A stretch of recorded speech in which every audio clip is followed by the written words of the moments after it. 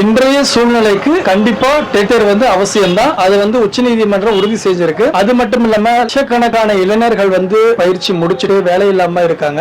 அவர்களுக்கு கண்டிப்பாக இந்த அரசாங்கம் வந்து நிறைய பணி நியமன ஆணைகள் செய்யணும். அதை வந்து ஆயிரக்கணக்கில் 2000 கணக்கில் மட்டும் அறிவிச்சுட்டு அவர்களுக்கு வந்து ஆசிரியர் பணி வழங்காம நிறைய பள்ளிகள் வந்து ஆயிரக்கணக்கான வேக்கன்ட் இருந்திருக்கு. அதை கவனத்தில் கொண்டு இந்த தமிழ்நாடு அரசு வந்து ஆசிரியர் பயிற்சி முடிச்ச மாணவர்களுக்கு வந்து ஒரு 1000க்கும் மேற்பட்ட ஒரு 20,000 போஸ்டிங் வந்து ஃபில் பண்ற அளவுக்கு கண்டிப்பா வேக்கன்ட் இருக்கு. அதை வந்து கருத்தில் கொண்டு ஆசிரியர் பயிற்சி முடித்தவர்கள் வந்து எடுக்கணும்.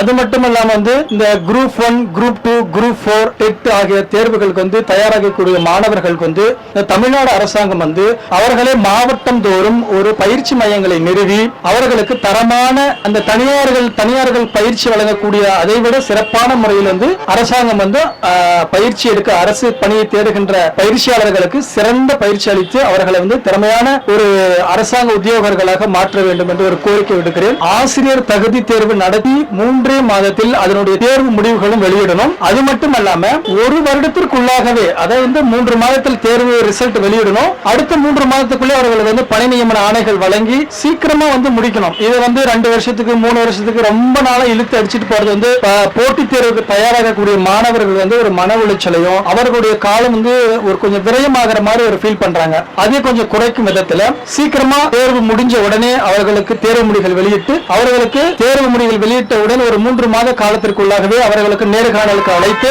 அவர்களுக்கு வந்து பணி நியமன ஆணைகளை வழங்கி இந்த அரசு வந்து சிறப்பான முறையில் அவர்களுக்கு வந்து ஒரு தமிழ்நாட்டு இளைஞர்களுக்கு வந்து வேலை வாய்ப்பு ஏற்படுத்த வேண்டும் என்று தமிழ்நாடு அரசுக்கு நான் கோரிக்கை விடுக்கிறேன்.